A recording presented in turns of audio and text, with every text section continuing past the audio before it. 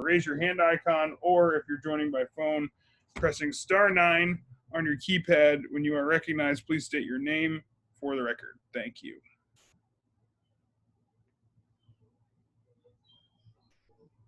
One second. This is Noah Asimo from the Vineyard Gazette. Hey, Noah. Hi. That's all I Anything have. else, John? No, that's all I got. All right. Statement concerning remote participation in response to Governor Baker's executive orders concerning the necessity to conduct public meetings in line with social distancing guidelines during the current state of emergency involving the COVID-19 pandemic. All Port Council members are participating remotely in today's meeting because their physical attendances today would be unreasonably difficult. All Port Council members are participating in the meeting by Zoom video conferencing, and all members are clearly audible to each other. As a result of the members' participation in this meeting, any and all votes by the members today will be taken with a roll call vote. And with that, do I have we have the minutes? Move to accept. Any discussion? All right, roll call vote. Falco, aye. Huss, aye. Lowell, aye. Muneer, aye. Schufelt, aye. Washburn, aye. Nice job, guys. I think we're getting the hang of this. Alphabetical order without No thinking alphabetical too order. I know. I had to get rid of that first last name of mine to make I was things gonna say, clear. it was tough with Ed, either an A or a W. Where are you going? It's not the first time I used that. Yeah. All right. Bob, COVID-19. Okay, so good morning, everyone. Looking for my materials. Just some quick updates in terms of the where we're at traffic-wise and the like. And Mark Rosen will be sharing with you some slides that he's put together as well. Our traffic numbers through the month of June, as of the 29th, an estimate that we have has us being at about 60%, 58% on our passengers compared to a year ago. You can see I held out on the information on me. He has an estimate here as of the 30th, so. Just literally got it. So, as I said, passengers for the month of June are looking at about 58% of what we would be expecting. We're down about 143,000 passengers versus a year ago. Our automobiles are about at 85% of where we were a year ago, but we're down about 7,700 automobiles. And our trucks are at 93% of what we would be expecting. It's down about 1,000 trucks. The trend that we're starting to see on the trucks is the larger trucks are dropping, whether that's related to that there's a pent-up demand for service once things start to open up, whether it's also related to, you know, the passenger traffic and need for goods and foods, you know, restaurant supplies and things like that. A little early to tell, but you know, that seems to be the trend that we have. When we're looking at these traffic numbers, we're looking at about $2.5 million you know, deficit versus what we projected for the revenues for the month. When you start factoring in other things such as the driver services and concession fees, the parking lots are probably about looking to be around 40% of where we would expect them to be this time of year. So when you start factoring in all those, you know, my initial estimate here for June is that we're going to be little north of $3 million revenue-wise compared to what our budget numbers are. So there's some charts that Mark has added to the diligent, and Sean can share the screen with him. We can go through them. Yeah, we'll start with the one that we just added this morning, actually. Sean's sharing it in a moment. Hey, Bob, while there's I was unclear what you meant by the $3 million.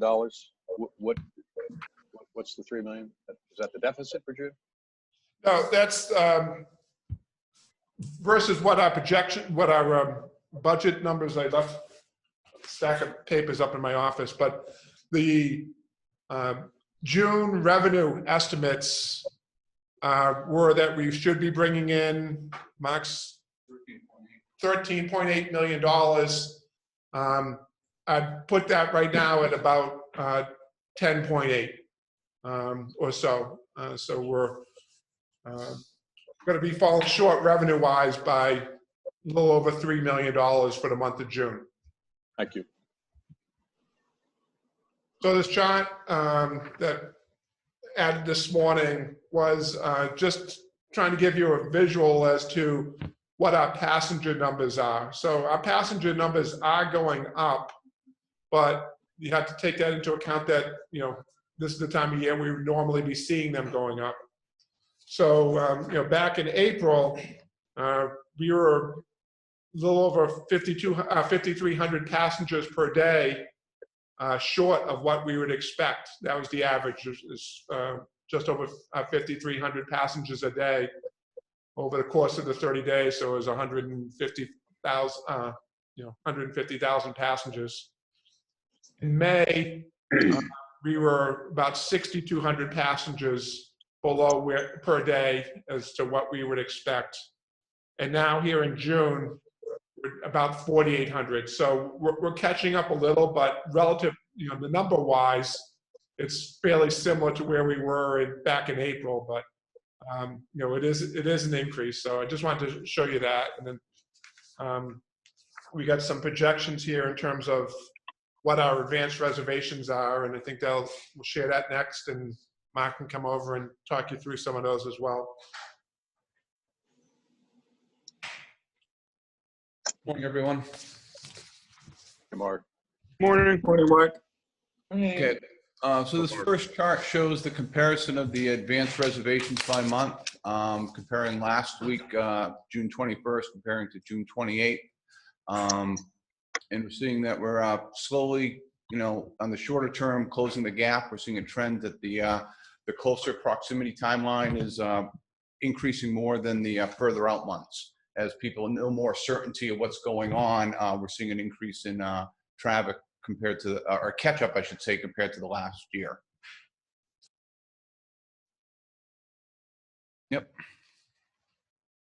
And here's the moving average, similar to what Bob talked about with the passenger numbers. That's the bottom line. Then we can see the freight traffic, the passengers, and the passenger trucks, such as the workers' trucks, pickup trucks, and things like that, using a 7-day moving average. This chart shows basically what the first graph was, but week by week. And as you can see in the top line in the bottom for July, back on May 31st, we were about 78% of where we were compared to last year for July bookings. In the last month, we've gone up to about 85%. You can see where August has kind of plateaued. Earlier in the month, we're about 79%. Now we're seeing a slight increase there. These are the credit card receipts, moving 7-day average, showing, you know, how we bottomed out back in April. And one day we're about 2% roughly. And then we've seen a rebound. And some of that is attributable to more people using a credit card form of payment as compared to cash for the contactless preference. And this is showing net reservation activity. Where back in May, we were short about 1,000 reservations per day. That's net reservations minus cancellations. and now we're playing catch up. Basically, from you're looking at the beginning of June or so, we were at 0, and now we're gaining about a couple hundred reservations a day from last year. And I'd be more than happy to answer any questions anyone has. Mark, are you looking at a positive cash flow for June based on current numbers? Yes. Thank you. That's good. Not as much as we would hope, but positive. Right. How positive are we talking about? What's the ballpark figure, you think? I'll get back to you on that one. So we're just finishing out, closing out the cash. We had some checks run yesterday with some pretty substantial insurance premiums that are due. So I might walk back that positive cash flow on that, just because it's we normally pay about half of our insurance for the end of June, beginning of July. So it's about a couple $2 million. So prior to that, we would have been, so. But it's a lot better than where we were last month, cash flow. Yep. That's for sure. Well, that's great. Any other questions?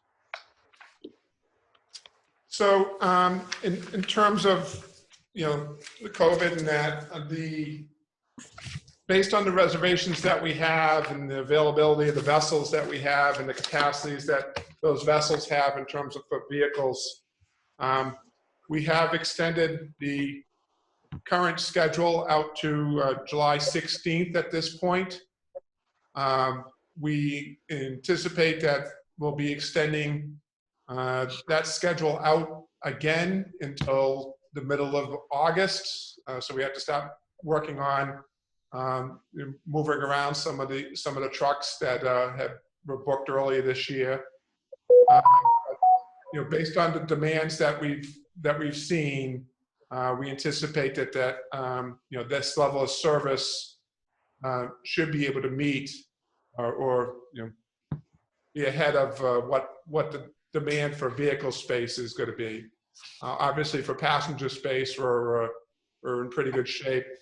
The INO is operating only a 4-trip schedule. The numbers have been creeping up on that. We're using 50% capacity. We haven't gotten to that point on the vessel, but the reports that I'm receiving from Fleet is that the passengers that are riding on that vessel are more so compliant with facial coverings than the other vessels. So that's a good thing. So if we start to see more of a demand for that service, we would add the 5th trip in to the schedule for the INO. But at this point, at least through the 16th, we're going with just the 4-trip schedule. Bob, Yep. I know that people are not doing the face mask on some of the boats coming to the vineyard. Yeah. Only because I know a nurse who travels every day or a couple times a week. 2 gentlemen sat down without masks, and she made some comment, and they basically were quite rude to her. And so she had to get up and move. At that point, I only heard about it too many days too late, right? Rather than the next day or whatever. But, I guess should she have gone to the purser and said something or what? Yeah, to one of the crew members, and the crews are going around and they're telling people to, that they have to be wearing facial coverings if they're inside. Otherwise, they need to go outside. But as soon as they walk away, it's, they're like this. People are sophomores in high school. As soon as they walk away, down comes the mask. So it's difficult. They do make announcements. We're having announcements being made at the terminals now, although I think we're still working on Woods Hole, in Woods Hole on that one. We have all the signage up. I was down there last week and watching the boarding for a couple of the trips. I'll have to say that every single person that boarded while I was there had a mask or a face covering on. Now, what happened once they got on the vessel, I don't know. But I know that we do receive on a daily basis a number of people indicating that they see people without masks. We can request that they wear them, but we don't have any ability to be finding these individuals if they have a medical reason to not wearing one. We can't even ask what that medical reason is. So we stress each day with our own employees that they need to be wearing face coverings. As I said, we get on a daily basis, we receive a couple comments from people saying that they observed either our customers or our employees. But I think overall our employees are doing a great job. If they can social distance, then they don't need to. There's times where there was one that came in that the person was actually taking a drink of water during one of those hot days a week or two ago, and of course they're not going to be drinking through their mask. So it's a challenge. I will admit. I am pleased at the number of people that are cognizant of wearing their face coverings. It's not only for themselves, but for their fellow travelers. And, we stress with the employees that it's not only for their benefit, it's for their coworkers as well. So. Okay, thank you. One other question. How's the new sprayer that has come in? Have we tried that out?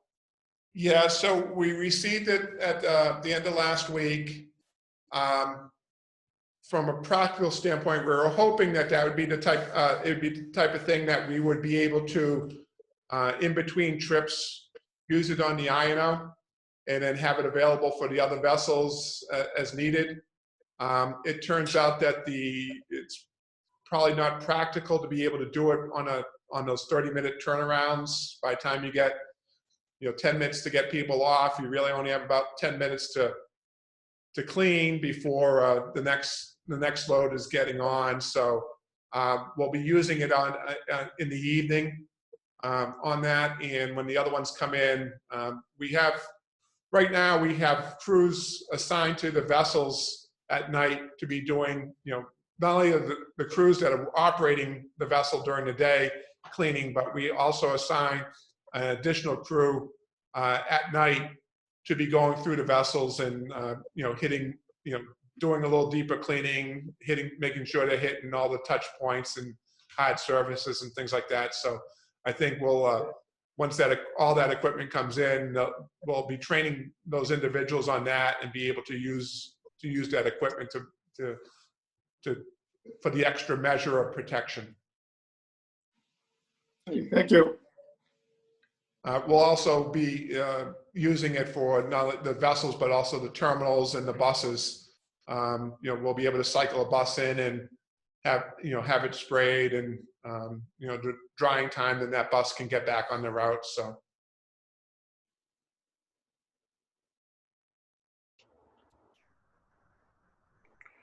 All right. Any other questions for Bob or staff on COVID-19?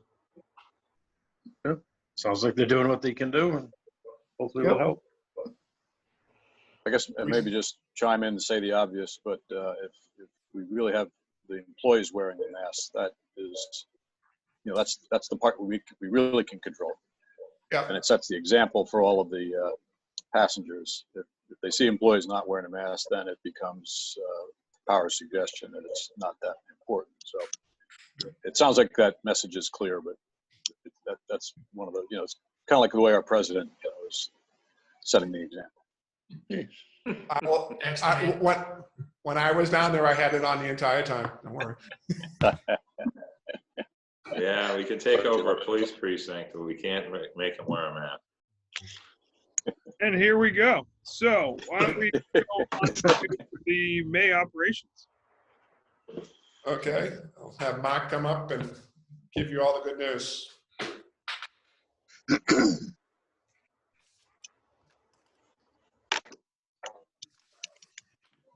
Okay, so for the month of May, for traffic statistics, passengers carried were down 67.9% for the month. That's 191,000 lower than the previous year. Automobiles carried were down 45.7%, or 19,000 compared to the previous year. And trucks were down 34.5%, or just under 6,900 trucks for the month. Year to date, passengers are down 381,000, or 46.5%. Looking at automobiles, we're down 51,000, or 35% compared to the prior year. And trucks were down 20,000, or 25% compared to the prior year. Parking statistics, for the month of May, we're down number of cars by 83%, or 14,500. And year to date, we're down just under 24,000 cars, or 61% compared to the year before. Length of stay is pretty similar to what we looked at last year for the cars in the parking lot. So, okay. Financially, the month of May, total operating revenues were $6,049,804, which represents a decrease of $5,360,673, or 47% versus budget. Passenger revenues for the month were down $2,130,000 versus budget projections, which is a decrease of 71% versus budget. Automobile revenues were down $1,480,000, or 41.8% versus budget. Freight revenues were down $1,120,000, or 31.4% versus budget. And parking revenues were down $462,000, or 64.5% versus budget. During the month of May, we made a combined 1,330 trips. This represents a decrease of 976 trips, or 42% versus budget. On the Vineyard route, 4 trips were canceled for mechanical reasons, and 2 were weather, and 599 for traffic demands. While on the Nantucket run, 3 trips were canceled for mechanical, 4 for weather, and 316 for traffic demands. Total operating expenses for the month were $6,483,946, down $2,214,480, or 24.7% versus budget. Maintenance expenses were down for the month, $240,000, or 18.2% versus budget. Vessel fuel expense was $248,000, which was down by $444,000 versus budget, or 64%. The average actual cost per gallon in May was $1.30 compared to $2.19 on the budget. General administration expenses for the month were down $575,000, or 26%. That's primarily of legal was up $35,000, pension was down $196,000, healthcare was down $209,000, Family First Corona Response Act paid sick leave was up $20,000. And credit card expense was down $130,000. So looking at the end of the day, the authority's net operating loss for the month of May, including other income and income deductions, was $5 million. Got a typo here. Bear with me.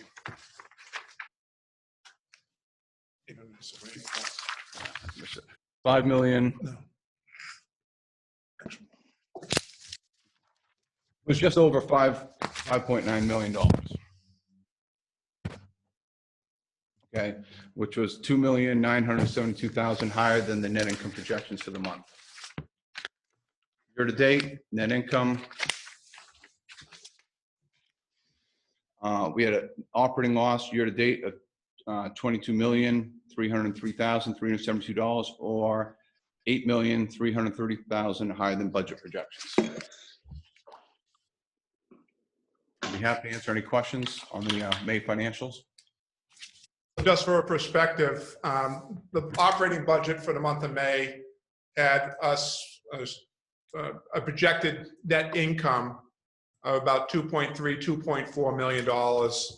And we ended up about 900,000 in the red for the month. So about 3.3 million difference in that. But the big piece of that was on the revenue side, over 5.4 million on the revenue side of that was experienced. We did have some lower operating expenses. The big pieces of the operating expenses that were down was we were down by just over $1 million in payroll, and the other piece was the vessel fuel being down about 444,000. So that was some of the big offsets that we had. And I'd be remiss to say that below the line, not on the net income, we did receive the CARES Act money in the month of May, which falls below the net income, but it affects our net position. So we had over $12 million in FTA funds come in May.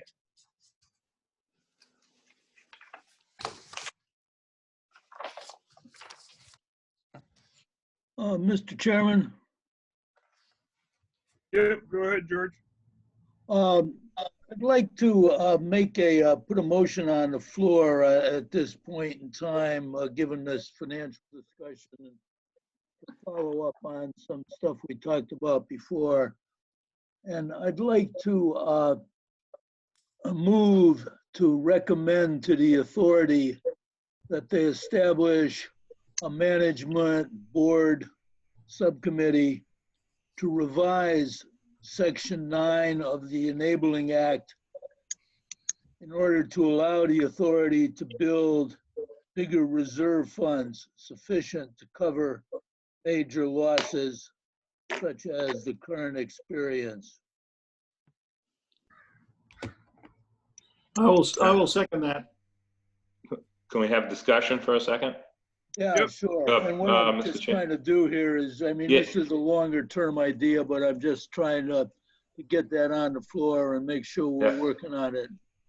Yeah, I agree with you, Bob. George. My question is for staff. Bob, did we do this already, kind of, or is it not exactly what George said? What did we recommend? To find the number of how much we need to raise it to, or we did something, but I don't remember exactly what. Yeah, so Mr. Balco at last month's meeting raised the issue that should be something that we should be looking into. So this point, there was no formal action taken by the full council, and at this point, I guess part of this is that we continue to have bi-weekly discussions with administration and finance, and I think the priorities of the here and now.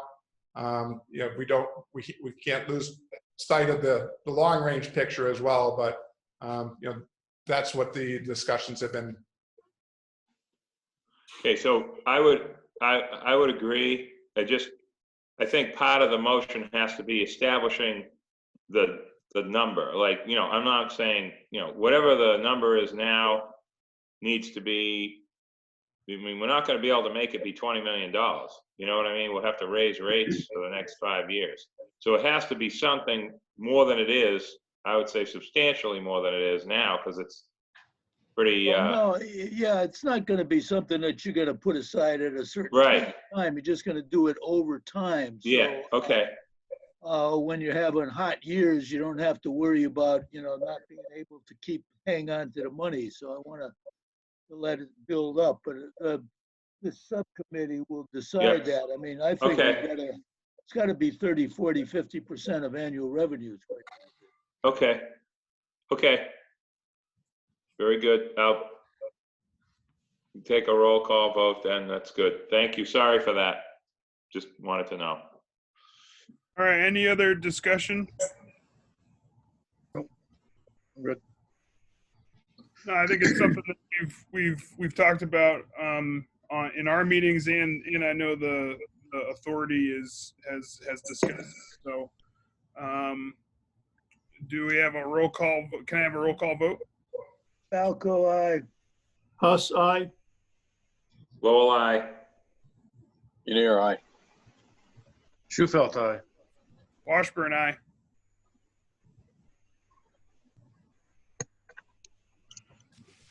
All right. Any other discussion on the operations for May? Not seeing any? Thank you. Thanks, Mark. So next we have an updates on the projects. So Bill's here, give us walk us through a presentation on the Woods Hole project. Basically, they're wrapping up this week. We had expected them to be out today, but they continue to stringing some wires and adding some ladders to be able to get to some of the bollards. So. Good morning. As Bob said, the goal was July 1. It's going to be actually July 3, but because the decks for the bollards, the tie-up bollards weren't quite done, and the ladder and the access ladders to them weren't welded on yet. But we're in pretty good shape. The slip, we brought a boat in the slip on a week ago. Everything was fine. And we'll open up the slip as Friday morning, as we just said, and probably a week later we'll have the side loading for the passenger platform available to us. Right now, we're putting the finishing portion. We're finishing the installing the railings. I need to have railings for the passengers before we can use that.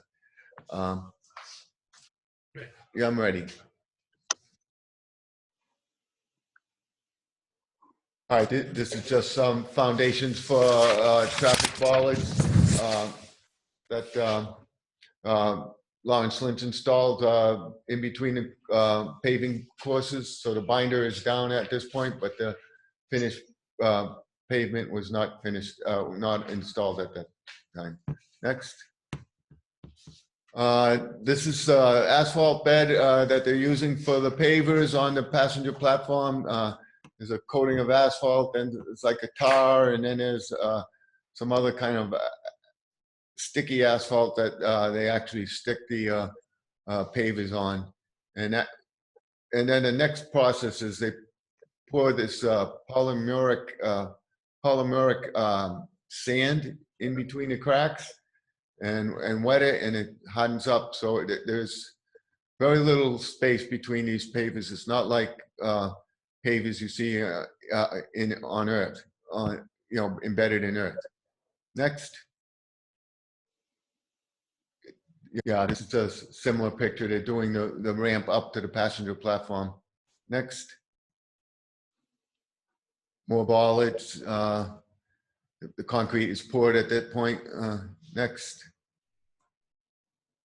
This is these are the gangways. They arrived about 2 weeks ago.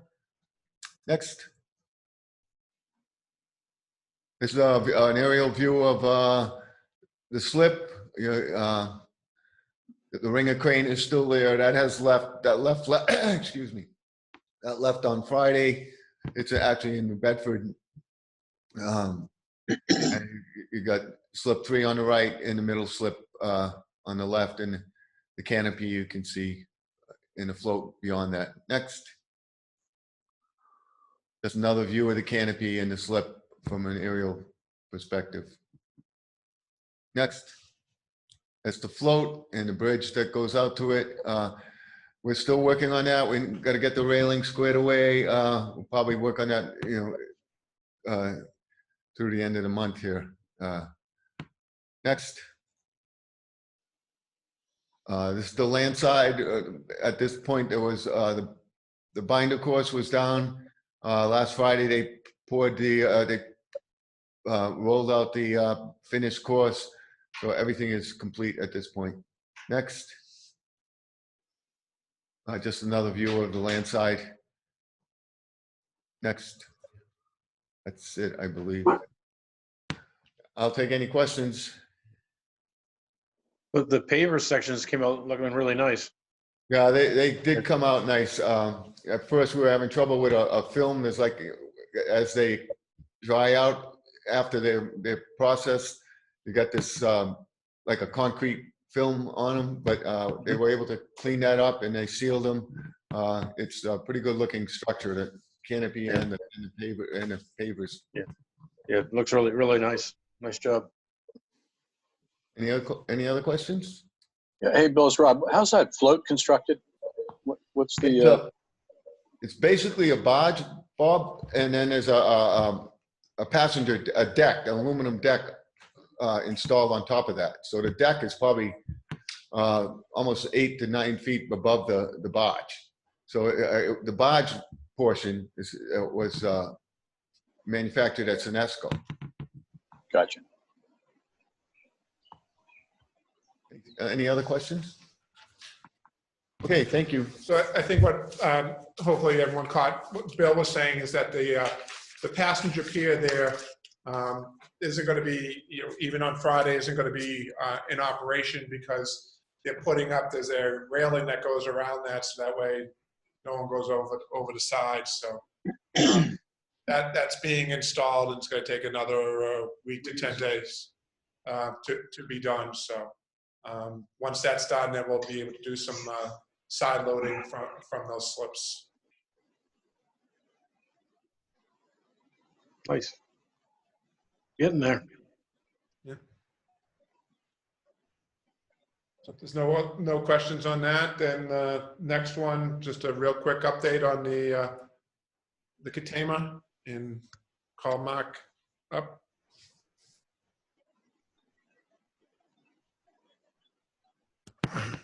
Morning, everyone. Morning, Mark. Morning.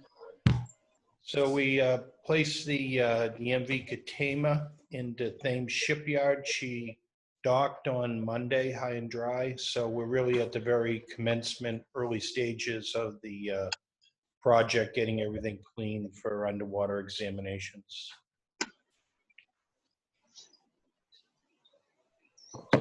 And this is just a side profile. We just began washing down in preparation for underwater inspections. You can see the port rudder and propeller assembly. And this is kind of a breakdown of the contract items. Sorry. So we're very early in the project, so we really have this is the contract items as bid by Thames, and coming up to $788,507. And that's early. We'll have a more detailed report once we get into the project at the next Port Council meeting.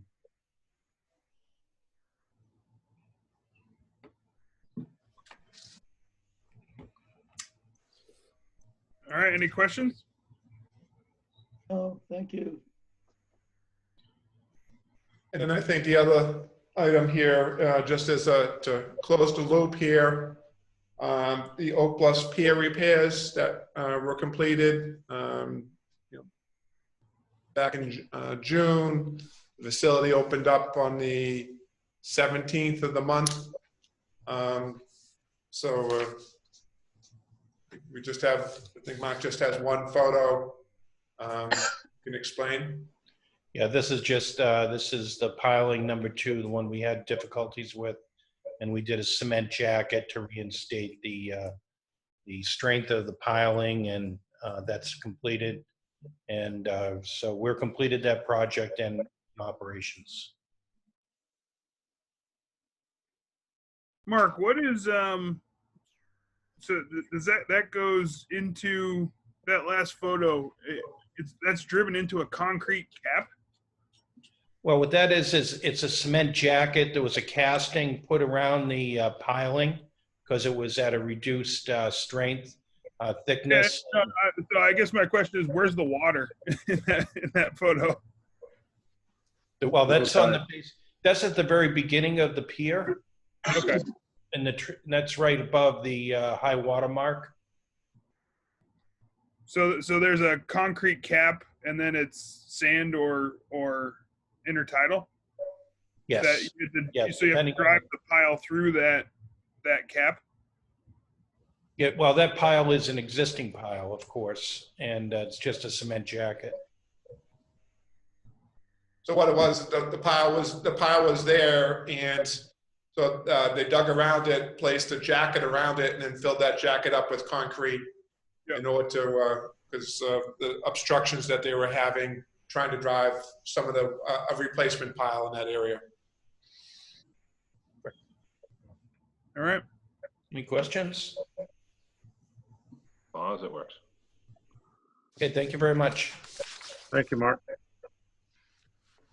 We will be looking at, having the engineer put together the package for the other repairs that need to be done to that pier, so that way we're able to, next season be able to use it as we normally intend to use it. So.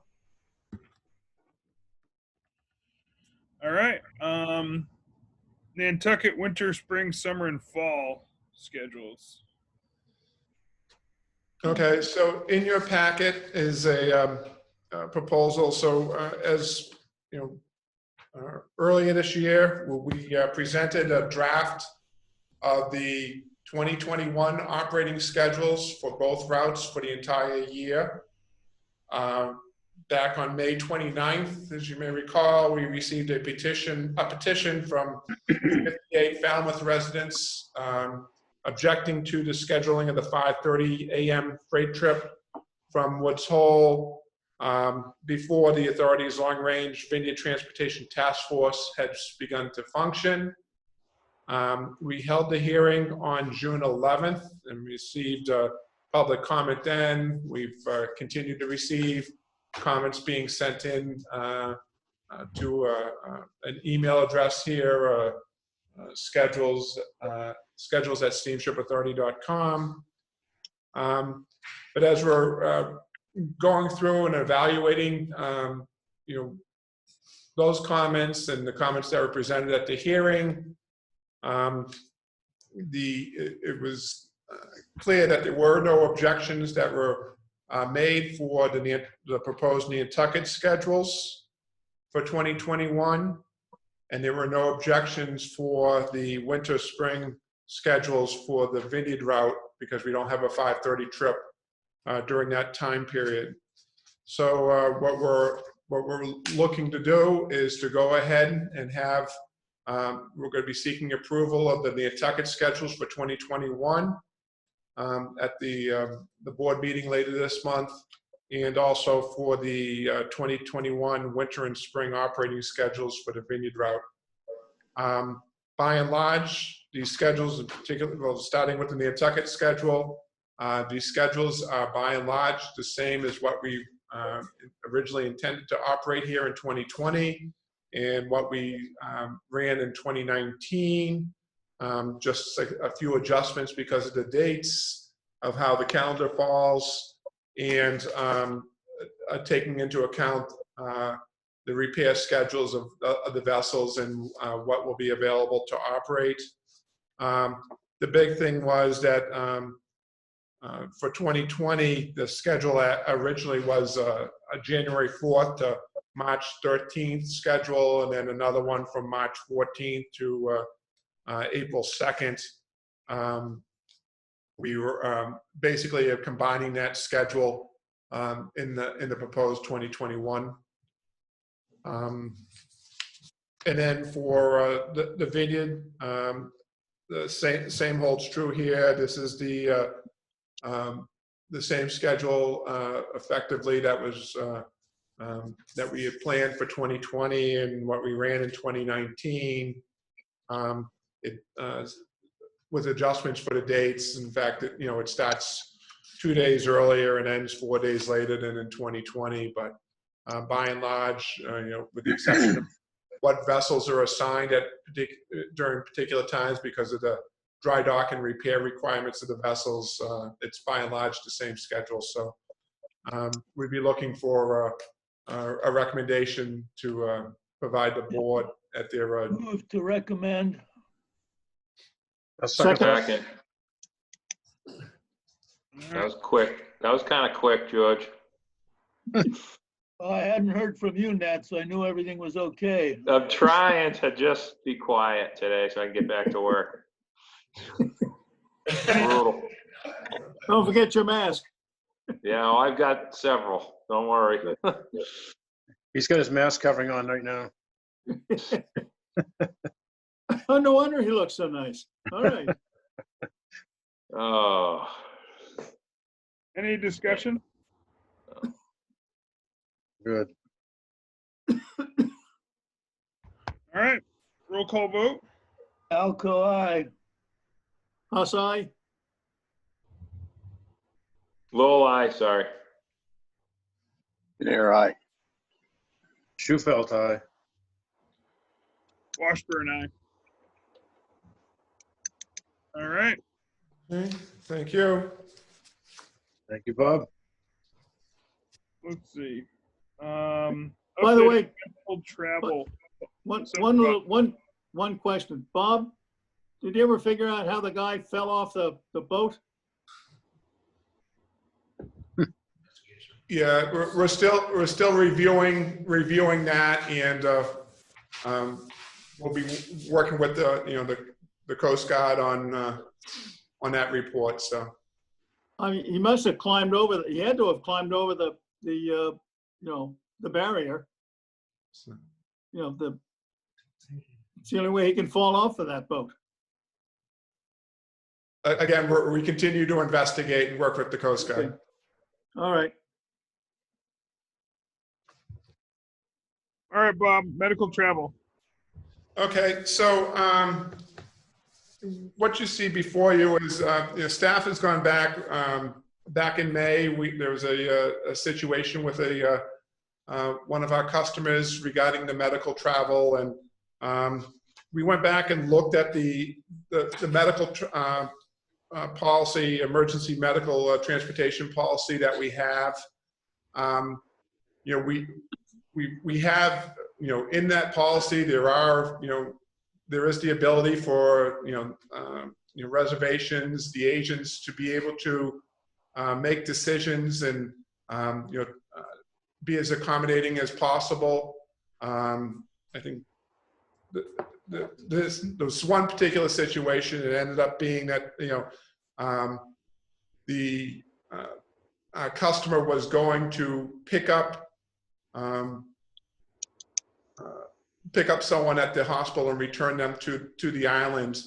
And I think there was some ambiguity in terms of, because the patient, the person that had undergone the medical procedure, was not going to be traveling with the vehicle leaving the island. I think there was a little a gray area in terms of whether that qualified or not.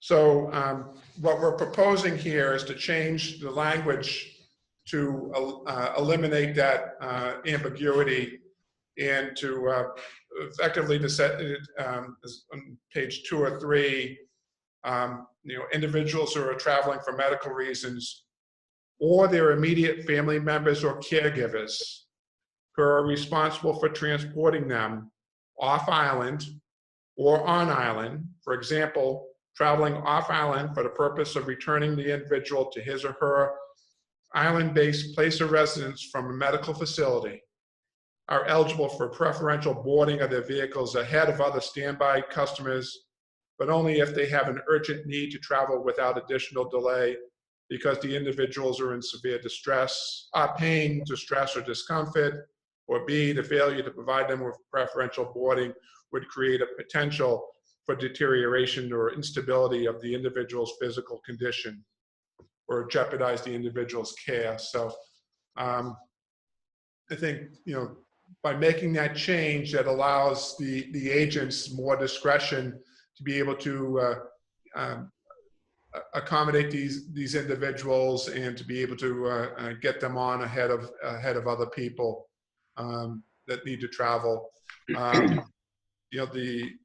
The thing being is that we do, they do get documentation on these instances. So I think if we can make that change, I think that will improve the emergency transportation policy because of medical conditions.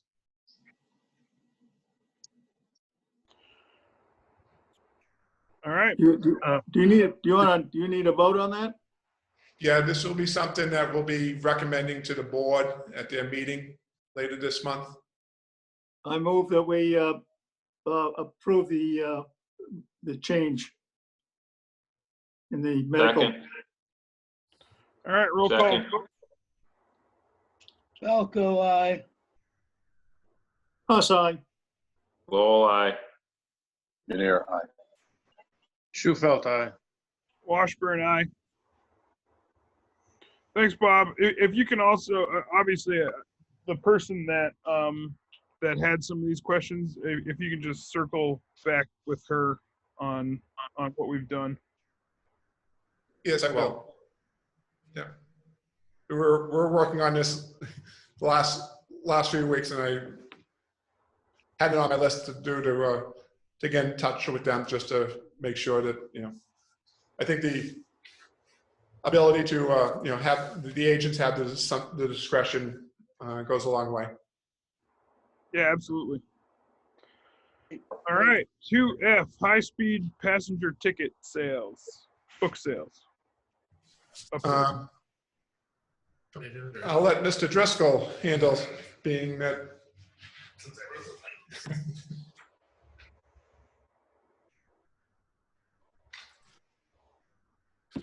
Morning, everybody.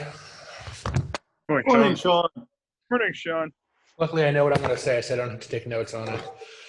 So just to close the loop, the board had, we did have our usual preseason sale for the high-speed passenger ticket books before in March and April, which would have coincided with the start of the high-speed service season to Nantucket, but of course, due to COVID, that was delayed quite a bit. So that initial sale didn't bring in as many ticket books as we would have liked. So the board authorized the general manager to restart that sale for approximately 2 weeks before whenever we did bring the INO back into service, to give people, especially Nantucket residents, an additional opportunity to purchase those books. I think a lot of people were in money-saving mode and just weren't thinking about it at that time due to everything else that was going on. There were a couple other things on people's mind in March and April this year. So we did resume the sale from June 8th to June 21st to coincide with the return of the service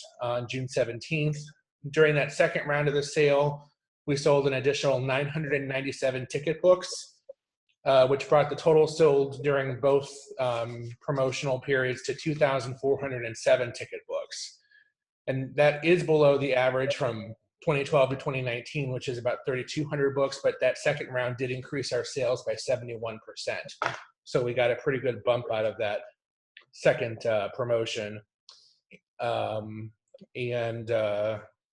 Just so you know, there was a question, I think, at the last board meeting, so I wanted to make sure everyone was aware.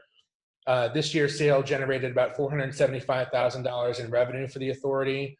That was at a cost of about $118,000 due to the discount on the ticket sales, due to on the ticket books rather. That second round was $203,000 in and of itself at a cost of about $50,000 due to the discount offering. But we do continue to do this every year. It builds up a lot of brand loyalty, and to the IANO, obviously there's competition for high-speed service to Nantucket, so we think it's a good way to get customers, especially island residents, riding with us whenever possible. So happy to take any questions on that. Nope. All right, thank you. Thanks, Sean. Thank you. All right. Bob, Sean. procurement?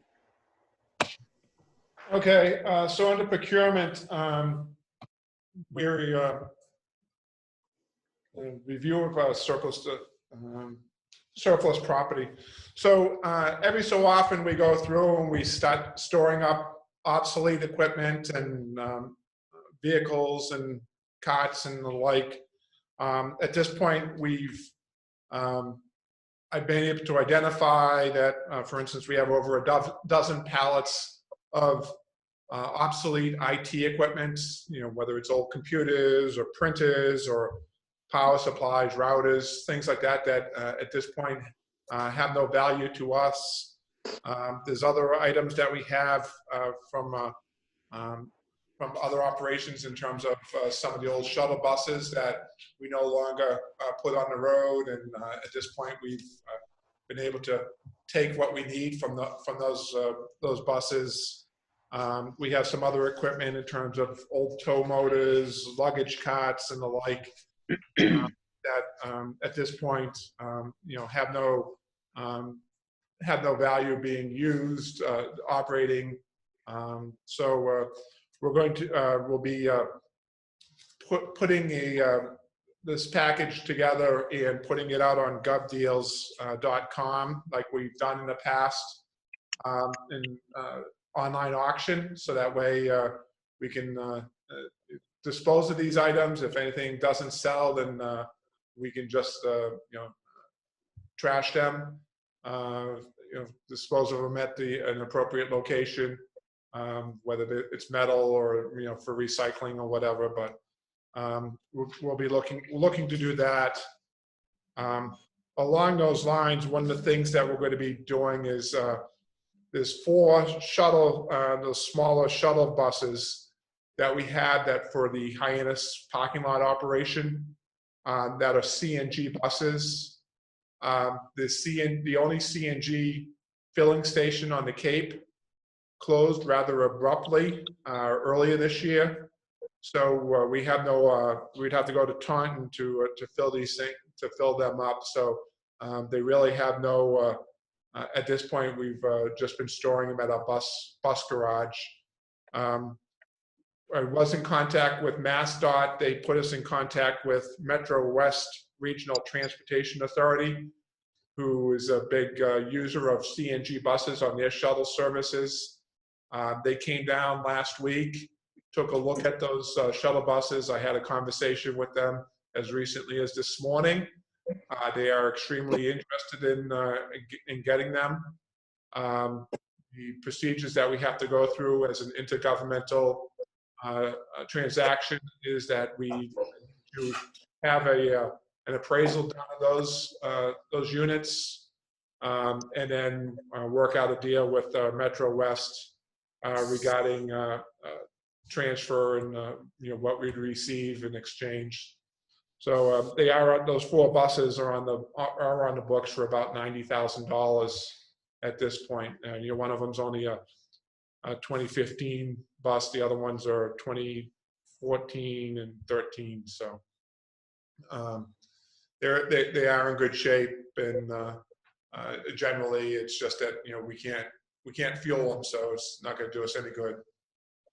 So that one we'll be bringing particularly to the board for their approval to dispose of it once we get an appraisal here in the next week or so, and then work out the details with Metro West Regional Transit. But otherwise, the other equipment, it does fall within the jurisdiction of in our procurement policy in terms of disposal, because of the value of that. The value of that equipment is such that we can. I can declare those items as being surplus, and we'll put those on GovDeal. We'll set it up, get those posted on GovDeal, and see if not only get rid of it, but see whether we can generate some income from them. Move to recommend that the general manager be authorized to dispose of the buses and other excess equipment. Second. All All right, roll call. Any discussion? Whatsoever. Sounds good. All right, roll call vote. Alco, aye. Huss, aye. Bull eye. Adair, aye. Dufelt, aye. Washburn, aye. All right, Thank you. Bob. Any old or new business? I just want to make a quick comment. Thank everyone involved with dealing with this mess of the driver services. Still a mess, but it's a good learning experience to see how important that is on this route. Not about money, it's about efficiency and filling the late boats with trucks that would normally be trying to jam on boats that are already full.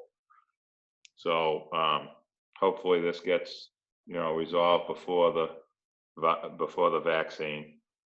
Thank you.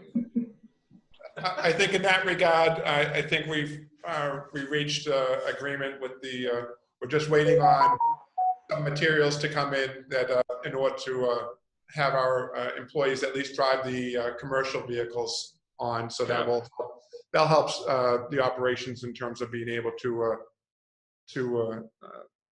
schedule things and be able to get passenger vehicles on when more convenient times as well. So Yeah, that's right. Thank you.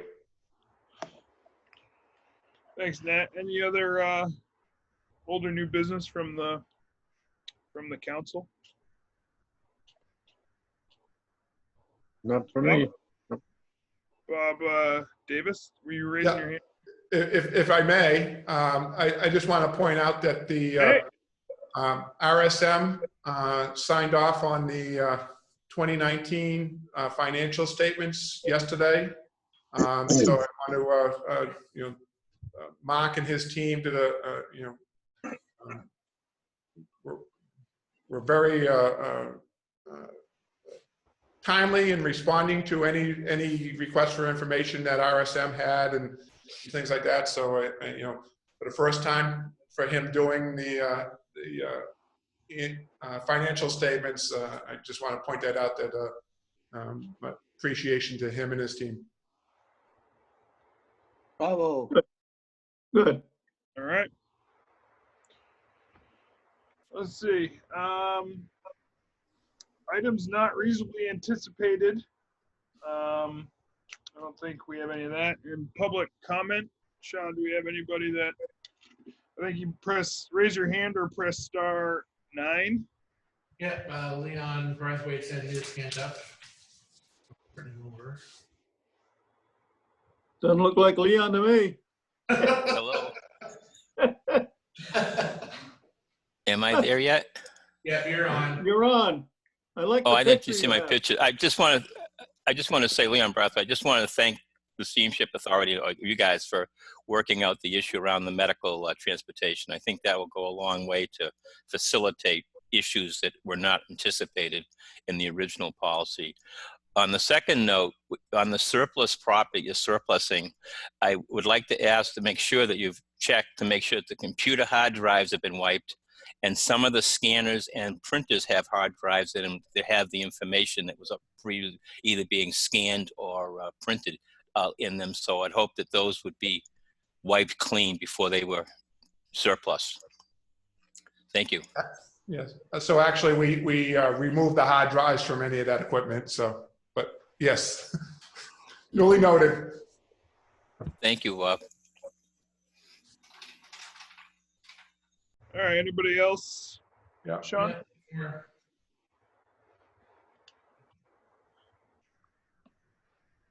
Move to adjourn. Well, Got we one have more coming over. There's one more Oh, comment. there is. Okay, sorry. Myself? Hi, how are you guys? Hello. Good, how are you? Hi, Rachel. Very good, thank you.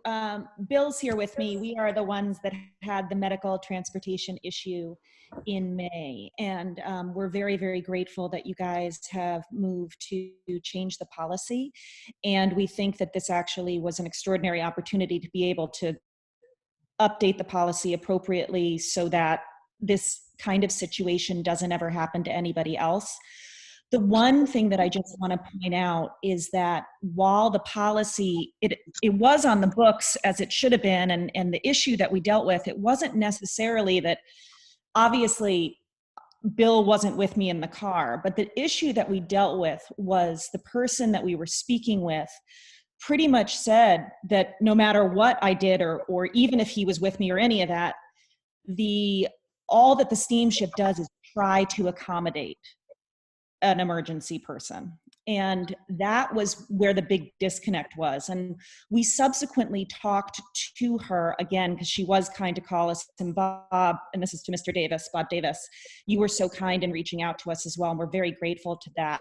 But she agreed that should have never been the party line, that they'll just try to accommodate, because in an emergency situation, it's our position that if you need to get back, the true lifeline to the islands, if you're an island resident and you need a car, you guys are the only option.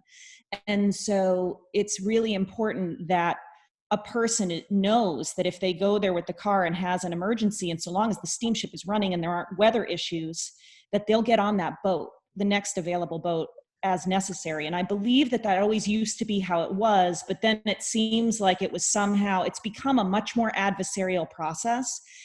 And that's just really unfortunate, because when you're dealing with the stress and the emotion of major surgery and your loved one being in danger and all of those things, and then top it off with a nice cherry of a pandemic on top of everything, which has been challenging for everybody, I think it's really important that employee education is upped so that they approach these requests from a place of common sense and empathy.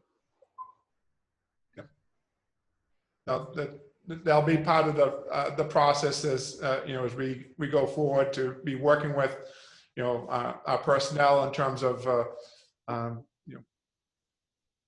understanding how important it is to the individuals that are in these situations to be able to get where they need to get. So.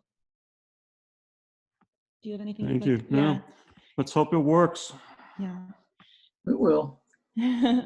Well, thank you guys very much. We're grateful for the efforts of the steamship to try to fix this situation. And then ultimately it boils down to whoever answers the phone. So hopefully there's cohesive training there to make sure that the person answering the phone is accommodating to the person needing the service. Agreed. Absolutely. Thank you for your comments, Rachel. We're sorry the position that you were put in, but hopefully we're fixing the problem, and the result is something better for our customers. Thank you very much. Thank you. All right. Anything else, Sean? Any other comments or questions? No. All right, I'll take a motion to adjourn. So move. Second. All right, roll call vote. Falco, aye. Huss, aye. Lowell, aye. Unier, aye. Shufelt, aye. Washburn, aye. All right, thanks everybody. Happy 4th. Happy Thank Fourth. you. Thank Thank you. you. Stay safe. Stay safe, Bob, everybody. Stay safe. Stay away Bob, from since it's everybody. early, do you want to chat now? I've still got 10 minutes before my next meeting. Yeah, I'll give you a call. Okay, on my cell Okay. phone. Thanks. Thanks. Bye, everybody. Happy 4th. Bye, take care. Have a good day.